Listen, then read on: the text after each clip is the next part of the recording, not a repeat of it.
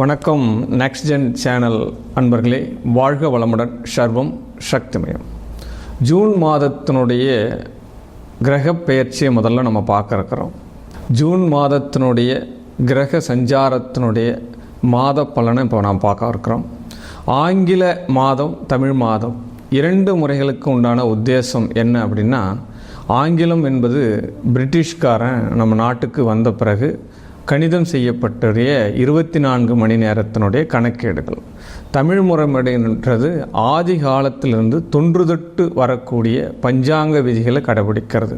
அதனால் இந்த கலியுகாதி வருஷத்தில் பெரும்பாலோர் ஆங்கில ஆண்டுகளையே கணக்கீடு பண்ணுறா. அதனால் ஆங்கிலத்தை கடைபிடிக்கிறது ஈஸியாக இருக்கக்கூடிய ஒரு விஷயத்தை தான் நம்ம ஆங்கிலத்தினுடைய விஷயத்தை நம்ம போகிற இருக்கிறோம். அதனால் இந்த ஜூன் மாதத்தினுடைய பலாபலன் என்ன அப்படின்னு பார்க்க போகிறோம். இந்த 12 ராசிக்கு முதல்ல இந்த ஜூன் மாதத்தில் இருக்கக்கூடிய கிரக பெயர்ச்சி அப்படின்றத நம்ம பார்த்துக்கலாம். அது பலன் பார்க்குறதுக்கு கொஞ்சம் உத்தேசமாக இருக்கும். ஜூன் முதல் 1/6/2024 மாலை 4 மணிக்கு சனி ராசியில் செவ்வாய் சஞ்சரிப்பதால் 12 ராசிக்கு எவ்வித பலன் அமையப் போகிறது அப்படின்றத பார்க்க இருக்கிறோம். அதற்கடுத்து 12/6/2024 புதன்கிழமை மாலை 6 மணிக்கு சுக்கிர பகவான் ரிஷபத்திலிருந்து மிதுனத்துக்கு பயிற்சி ஆகிறார். அதனால் சுபபோகவாதியான சுக்கிரன் மிதுன ராசிக்கு வரும் காலம் 12 ராசிக்கு எவ்வித பலன்களை கொடுக்க போகுது அப்படின்றதையும் நம்ம பார்க்க இருக்கிறோம். 15/6/2024 சுக்கிரனும் பகவானும் சூரிய பகவானும் இரண்டுமே சேர்ந்து 12 மணி முதல் 12:30 நடுநிசையில் மிதுனத்திற்கு பயிற்சி ஆகிறா. அதனால் இந்த கிரக சஞ்சாரங்கள் இந்த மாதத்தில் புதன் பகவான் 3 பாவங்களில் சஞ்சரிக்கிறதுனால எந்தெந்த ராசிக்கு எவ்வித யோக பலன்கள் கிட்டும் அப்படின்றத தான் நாம் இப்போ பார்க்க இருக்கிறோம். 29/6 இந்த மாதத்தினுடைய கடைசியில் 29/6/2024 பகல் 12:24 மணிக்கு புதன் பகவான் மிதுனத்திலிருந்து கடக ராசிக்கு பயிற்சி ஆகிறார். அதனால் இந்த கிரக சஞ்சாரங்கள் இந்த மாதத்திற்கு 12 ராசிக்கு எப்பேற்பட்ட பலன்களை கொடுக்க போகிறது, எந்த மாதிரியான பலன்களை கொடுக்க போகிறது, என்ன யோகம் தரப்போகிறது, எந்த பாதகத்திலிருந்து நாம் விடுவிப்பதற்கு நம்மளை பாதுகாத்துக்கணும் அப்படின்றத தான் நாம் இந்த பலாபலனில் பார்க்க இருக்கிறோம். வாங்க 12 ராசிக்கு உண்டான பலன்களை நம்ம பார்க்கலாம். மீன ராசி நேயர்களுக்கு இந்த ஜூன் மாதத்தினுடைய பலாபலன் நம்ம பார்க்க போகிறோம். காலபுருஷனுக்கு 12ஆம் இடத்தினுடைய ராசி அதிபதியான குரு பகவான் மீன ராசி, உங்கள் ராசிக்கு உண்டான அதிபதியான குரு பகவான் உங்கள் ராசிக்கு 3ஆம் இடத்துல பிரவேசிக்கிறார். செவ்வாய் ராகுனுடைய சேர்க்கையில் இருந்து விடுபட்டு செவ்வாய் பகவான் 2க்குரிய அதிபதியான செவ்வாய் பகவான் ஆட்சி பெறுவது இந்த மாதத்தில் கூடுதல் சிறப்பு. உங்களுடைய வாக்கு பலம் மேலோங்கும், உங்களுடைய தனம் தானியம் அபிவிருத்தி உண்டாகும். மீன ராசியில் உள்ள ஆரம்ப கல்வி படிக்கக்கூடிய மாணவ மாணவிகளுக்கு அற்புதமான யோக பலன் கொடுக்கக்கூடிய மாதமாக இந்த ஜூன் மாதம் அமையப்போகிறது. உங்களுடைய ராசிக்கு 3ஆம் இடத்துல குரு பகவான், சூரிய பகவான், சுக்கிர பகவான், புதன் பகவான் சஞ்சரிக்கும் காலம் 4 கிரகங்கள் 3ஆம் இடத்துல சஞ்சரிக்கிறதுனால 4 விதமான யோக பலன்கள் உங்களுக்கு கிடைக்கப் போகிறது. உங்களுடைய சுய முயற்சியில் நீங்கள் வெற்றி பெறப் போகிறீர்கள். தன்னார்வத்தால் மிகப்பெரிய யோகம் கிடைக்கப் போகிறது. சகோதர வழி உறவுகளால் யோகம் கிடைக்கப் போகிறது. சிறு வாகனம் வைத்திருக்கக்கூடிய இந்த மீனராசி நேயர்களுக்கு இப்போது யோகம். சிறு வாகனம், கனரக வாகனம் இல்லாமல் சிறு வாகனம் அப்படின்னா இந்த ஆட்டோ, இந்த மினி வேனு, இந்த இயந்திரம், இந்த களை எடுக்கும் இயந்திரம், இந்த மாதிரி சிறு வாகனங்கள் வைத்திருக்கக்கூடிய மீனராசி நேயர்களுக்கு ஒரு யோகத்தை தரும் மாதமாக இந்த மாதம் அமையப்போகிறது. இந்த மாதத்தினுடைய பிற்பகுதியில் 4ஆம் இடத்துல 3 கிரகங்கள் சஞ்சரிப்பது மிகப்பெரிய ஒரு அலாவிதிய அற்புதமான பலன்களை தரப்போகிறது. வண்டி யோக சேர்க்கையை உண்டாகும். வீடு மனை யோகங்களை கொடுக்க போகும் மாதமாக இந்த ஜூன் மாதம் மீனராசி நேயர்களுக்கு அமையப்போகிறது. ஜூன் மாதம் உங்களுடைய ராசிக்கு 12ஆம் இடத்துல சனி பகவான் சஞ்சரிக்கும் மாதமாக இருக்கிறது. அதனால் இந்த மாதத்தில் நடைப்பயிற்சி செய்யுங்க. தினந்தோறும் வாக்கிங் போங்க. ஆமாம், மீனராசி நேயர்கள் தினந்தோறும் வாக்கிங் சென்றால் உங்களுடைய ஆரோக்கியம் சார்ந்த பிரச்சனை சரியாகும் அப்படின்னு சொல்லப்படுது. மீனராசி நேயர்களுக்கு பஞ்சமஸ்தானத்தில் இந்த மாதத்தினுடைய கடையில் மீனராசி நேயர்களுக்கு 5ஆம் இடத்தில் இந்த மாதத்தினுடைய முடிவில் புதன் பகவான் சஞ்சரிப்பது அற்புத பலன்களை தரப்போகிறது. வீடு கட்டு யோகங்களை தரப்போகிறது. நீண்ட நாட்களாக பத்திரம் சார்ந்த இழுபறியான பிரச்சனை சரியாக போகிறது. நீண்ட நாட்களாக டாக்குமெண்ட்டில் இருந்த பிரச்சனை இப்போ மீனராசிக்கு சரியாக போகிறது. மீனராசிக்கு இப்பொழுது ஒரு இடத்தை விற்று இன்னொரு இடம் வாங்கி கடனை அடைத்து செட்டில் ஆகக்கூடிய காலங்கள் கூடிய விரைவில் நடக்கப் போகிறது. மீனராசிக்கு 7ஆம் இடத்துல கேது பகவான் சஞ்சாரம் பண்ணுறதுனால நண்பர்களும் இப்போது சற்று கடனுக்குள்ளாவார்கள்.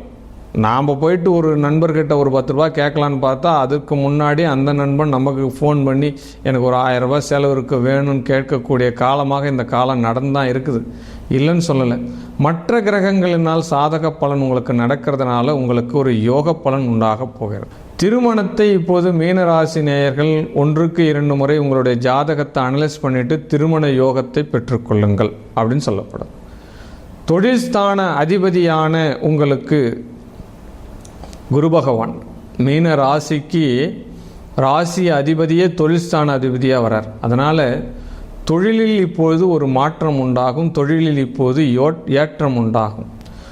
கைவினை தொழில்கள், ஆமாம், இந்த பருத்தி நூல் செய்கிறவங்க, கம்பளி ஆடை செய்கிறவங்க, இந்த பட்டு நூல் தயாரிக்கிறவங்க, இந்த டெக்ஸ்டைல்ஸ் நிறுவனம் வச்சிருக்கிறவங்களுக்கு எல்லாமே இந்த மீன ராசி நேயர்களுக்கு இப்போது யோகம் தரும் மாதமாக இந்த மாதம் அமையப் போகின்றது.